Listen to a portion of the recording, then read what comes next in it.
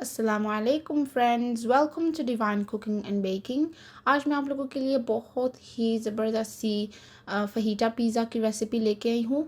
ये पिज़्ज़ा बहुत ही अच्छा बना था, बहुत नरम और बिल्कुल जैसे बाहर का पिज़्ज़ा होता है ऐसे पिज़्ज़ा बना था, बहुत ही अच्छा।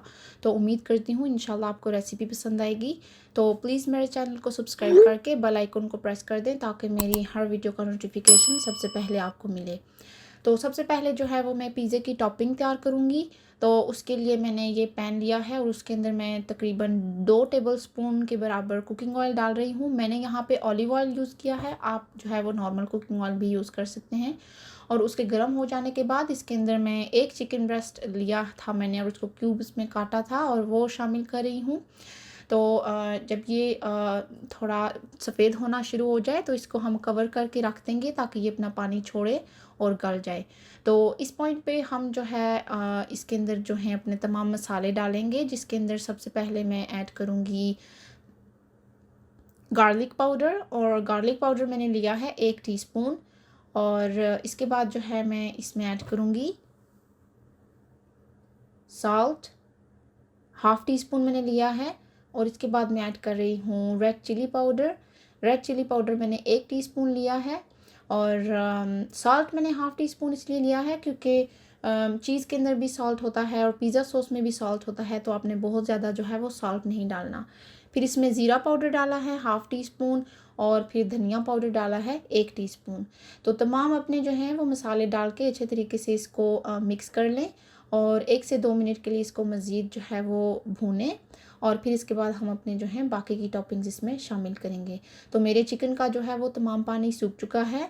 अब इसके अंदर मैं जो है वो फ्रेश लेमन का जो मैंने रस निकाला था निचोड़ के वो डाला है 1 टेबलस्पून। और इसके बाद अब जो है इसको मैं इसके अंदर मैं अपनी बाकी की टॉपिंग्स ऐड करूँगी, जिसमें मैंने लिया है एक प्याज, मीडियम साइज़ का प्याज लेके तो उसको स्लाइस में मैंने काट लिया था ऐसे लच्छेदार। और इसके बाद मैं इसके अंदर शामिल करूँगी शिमला मिर्च। ये 2 कलर की मैंने शिमला मिर्च ली है, आप कोई सी भी ले सकते हैं। तो अच्छे तरीके से मिक्स करके सिर्फ 2 से 3 मिनट के लिए आपने इसको जो है वो सौते करना है और फिर इसके बाद आपने जो है वो चूल्हा बंद कर देना है। और पूरा टाइम आपने जो है वो गैस लो टू मीडियम रखनी है, मीडियम टू लो सॉरी। तो ताकि ये जो हमारी टॉपिंग्स हैं वो ज़्यादा पके नहीं।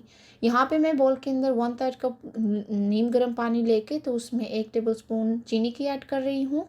और इसके बाद मैं इसमें डाल रही हूँ 1 टीस्पून नमक की। और इसके बाद मैं इसमें 2 टीस्पून जो है वो यीस्ट के इस्तेमाल करूँगी। तो 2 टीस्पून जो है वो ड्राई एक्टिव यीस्ट के मैंने लिए हैं। और इसके बाद मैं इसमें जो है वो अच्छे से विस्क चलाऊँगी, तो इसको अच्छे तरीके से मिक्स करके तो आपने कवर करके 10 मिनट के लिए रख देना है ताकि जो यीस्ट है वो अच्छे तरीके से राइज़ हो जाए। इसके बाद इसके अंदर मैं डाल रही हूँ 3 कप जो है मैदे के। तो मुझे 2 पिज़्ज़े बनाने थे इसलिए मैं जो है वो 3 कप इस्तेमाल कर रही हूँ। तो 3 कप भर के आप जो है मैदे के इसमें डालें।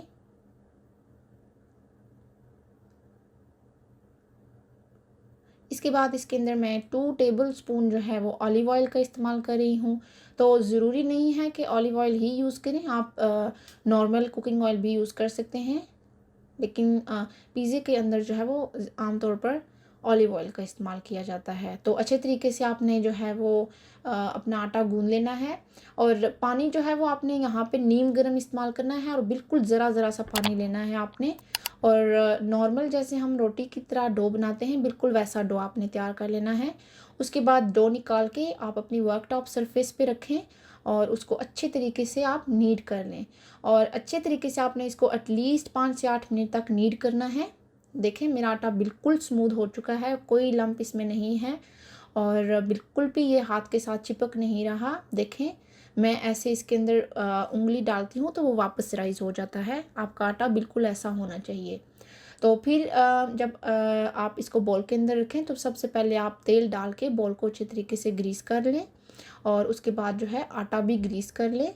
और फिर इसको आप एटलीस्ट 2 से 3 घंटों के लिए राइज़ होने के लिए रख दें। तो किसी आपने गर्म जगह पे इसको राइज़ होने के लिए रखना है ताकि बहुत अच्छे तरीके से जो है वो राइज़ हो जाए। तो देखें मेरा आटा कितना अच्छे तरीके से राइस हो चुका है, साइज़ में डबल हो गया है। अब मैं जो है वो पंच करके इसकी एयर को निकालूंगी सबसे पहले, और निकालने के बाद दोबारा से इसको मैं नीड करूँगी। तो दोबारा से 2 से 3 मिनट के लिए अच्छी तरह से आप नीड कर लें इसको। आप ट्राई करें ये पिज़्ज़ा, आप देखेंगे कि बहुत ही ज़बरदस्त किस्म का पिज़्ज़ा आपका तैयार होगा। तो इस तरीके से आप 2 पेड़े बना लें इसके, और अब हम इसको बेलना स्टार्ट करेंगे।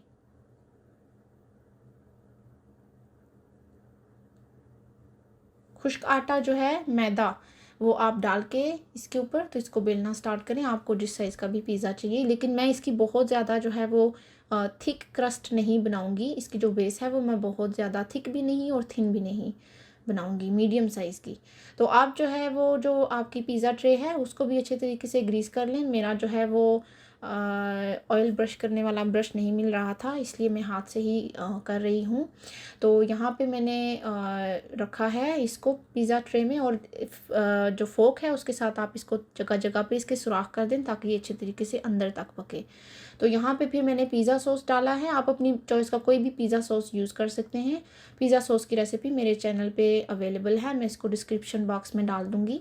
और साथ जो फिर मैंने इसके ऊपर मोज़रेला चीज़ डाली है, और फिर इसके ऊपर जो हमने पिज़्ज़े की टॉपिंग तैयार की थी मैं वो डालूँगी, और फिर दोबारा से इसके ऊपर जो है वो मोज़रेला चीज़ डाल दूँगी।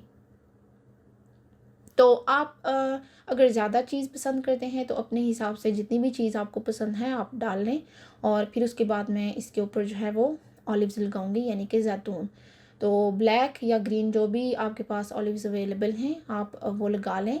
और फिर इसको 170 डिग्री सेल्सियस पे 22 से 25 मिनट के लिए हम ओवन में बेक करेंगे।